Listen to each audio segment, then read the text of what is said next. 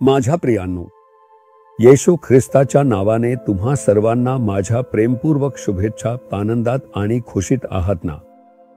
हे ठिकाण कसे आहे बघा. सुंदर दिसते का? रमणीय जागा आहे. आपल्या प्रभूने आपल्यासाठी न्यू लाईफ हॉस्पिटल उभारले आणि हे ठिकाण त्याच्या आत आहे. सुंदर मनमोहक उद्यान आम्ही तयार केले आहे. रुग्ण म्हणून येणाऱ्या लोकांसाठी ते इथे येऊन थोडा वेळ बसून विश्रांती घेऊ शकतील. अशा शांत मनःशांती देणाऱ्या वातावरणाची आम्ही निर्मिती केली आहे. प्रभूने आपल्यासाठी असेच केले आहे. किती सुंदर सुंदर ठिकाणं प्रभूने निर्माण करून ठेवली आहेत, नाही का? आपल्या सुट्टीच्या दिवसात आपण त्या ठिकाणी जावे, ती ठिकाणं पाहावीत, प्रभूच्या सृष्टीचं वैभव अनुभवावे आणि त्याचे स्तुतिगान करावे. ठीक आहे, आज प्रभू तुम्हाला एक महत्वाचे कार्य सांगणार आहेत. खूप लक्ष देऊन ऐका. मी विचारतोय, तुम्ही कोण आहात?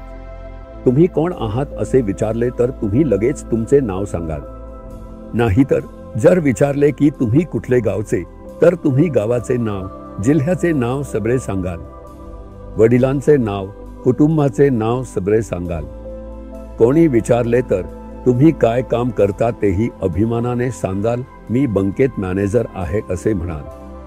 कॉलेजमध्ये प्रोफेसर आहे असे म्हणाल. किंवा तुम्ही जे काही काम करता ते सन्मानाने, अभिमानाने सांगाल. पण इथे परमेश्वर एक गोष्ट सांगतात. मुली तुला माहितीये का तू कोण आहेस असे म्हणत. लेवी अध्याय 20 वचन 26. तुम्ही माझेच असावे म्हणून मी तुम्हांना इतर राष्ट्रांपासून वेगळे केले आहे. परमेश्वर म्हणतात, तुम्ही माझे लोक असले पाहिजे. म्हणूनच मी तुम्हाला इतर राष्ट्रांपासून वेगळे केले आहे असे तो म्हणतो.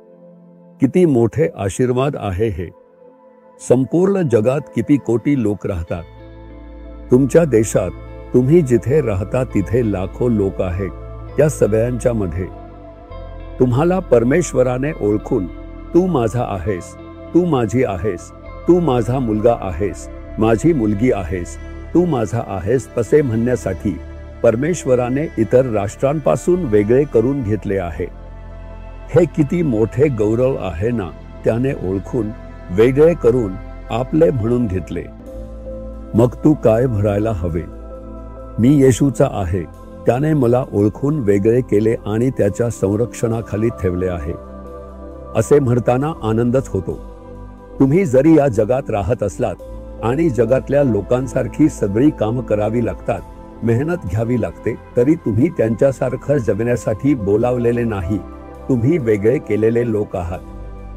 नेहमी मनात ठेवायला हवे, येशू म्हणाला, जसे मी या जगाचा नाही तसेच तुम्हीही या जगाचे नाही. मग जगातल्या लोकांसारखे विचार करणे, पैसा, कीर्ती, नाव, प्रतिष्ठा याचाच विचार करणे असे मनोवृत्तीमध्ये असू नये. आपल्यामध्ये ख्रिस्ताचीच विचारसरणी असावी, कारण आपण त्याचे आहोत. म्हणून विचार करायला हवे, बोलायला हवे, जगायला हवे. आपण त्याचेच झालो म्हणून प्रभू वेगळे केले. या विचारसरणीसह जगायला हवा. तू जिथे काम करतोस तिथेही इतरांसारखा असू नकोस. तूही वेगळे आहात, विशेष आहात. तू वेगळी आहेस मुली, तू वेगळा आहेस मुला. तुम्ही पवित्र देवाचे मालकीचे आहात. सर्वशक्तिमान देवाचे मालकीचे. त्याने तुम्हाला वेगळं करून स्वतःजवळ ठेवले आहे.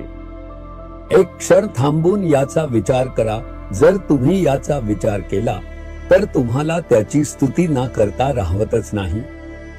या जगात किती कोटी लोक आहेत. अनेक गटाचे, अनेक भाषा बोलणारे लोक आपल्या आजूबाजूला. आपण काम करतो त्या ठिकाणी, राहतो त्या परिसरात किती लोक असले तरीही देव आपल्याला वेगळे करून म्हणतो, तू माझा आहेस. पहा तो काय म्हणतोय. मी तुला माझे बनवण्यासाठी वेगळे केले आहे. म्हणजेच तुम्ही येशूचे मालकीचे आहात. हे किती मोठे भाग्य आहे. प्रभूची आपण स्तुती केले पाहिजे. काही लोक असतात की मी कोण आहे माहित आहे का असे म्हणतात. मी ह्या MLA चा कामगार आहे असे म्हणतात. असे स्वतःविषयी अभिमान बाळगतात. कोणीतरी मंत्रीचा मुलगा, मी मंत्र्याचा मुलगा आहे असे सांगून गर्वाने वागतात. लोकांना त्याचा अभिमान वाटतो आणि ते मिरवत फिरतात. तुम्ही म्हणा, तुला माहिती आहे का मी कोण आहे? मला पवित्र देवाने निवडले आहे. मला वेगळे ठेवण्यात आले आहे. मी त्याचा आहे. मग त्याला शोभेल असे वागायला हवे ना? लोक काय म्हणतात? तू मंत्र्याचा मुलगा आहेस, त्यामुळे तसेच वाग. ते म्हणतात, तुझा वडील असा आहे, मग तू असं वागायला हवे. पाहिले का? मग तुमचे वडील म्हणजे तुम्हाला वेगळे केले आणि आकाश व पृथ्वी निर्माण केलेला देव एक पवित्र प्रभू आहे. तुम्ही त्यांना योग्य ठरेल अशा प्रकारे वागताय का हे विचार करून पहा. त्याने मला विश्वासाने वेगळे करून आपल्या जवळ ठेवले आहे. मी त्याला प्रिय वाटेल अशा रीतीने वागत आहे का हे स्वतःला विचारायला हवे. मग आपण पूर्ण अर्पण केल्यावर आपल्या अंतःकरणात धैर्य आणि आनंद निर्माण होतो. मी प्रभूचे संतान आहे, मी त्याचे स्वतःचे मूल आहे. यासाठी तुम्ही परमेश्वराची स्तुती केली पाहिजे. परमेश्वरा, तू मला वेगळे केलेस, या जगापासून, या जगातील लोकांपासून वेगळे करून तू माझा आहेस तसे तुम्ही मला सांगितले. प्रभू, किती मोठे भाग्य आहे हे. तुम्ही बोला. यासाठीच तर क्रूसावर रक्त सांडले गेले. त्या रक्तामुळे जे लोक तारण पावले तेच त्याचे संतान आहेत. तो सगळ्यांवर प्रेम करतो, पण येशूच्या रक्ताने धुतले गेलेले, तारण पावलेले आणि उद्धार प्राप्त केलेले लोकच त्याचे खरे मालकीचे आहेत. मग तुम्ही त्याच्या रक्ताने धुतले गेले आहात का? त्याने तुमचे पाप माफ केले आहे याची खात्री आहे का? त्याच्याद्वारे तुम्ही तारण पावले आहात का? जर नाही तर म्हणा, प्रभू, तुझ्या रक्ताने मला धुवून मला तारण दे आणि मला तुझे करून घे. मी तुझाच आहे. तू मला वेगळे करून घेतलेस त्या प्रेमासाठी धन्यवाद, धन्यवाद. येशूच्या नावाने आमेन, आमेन.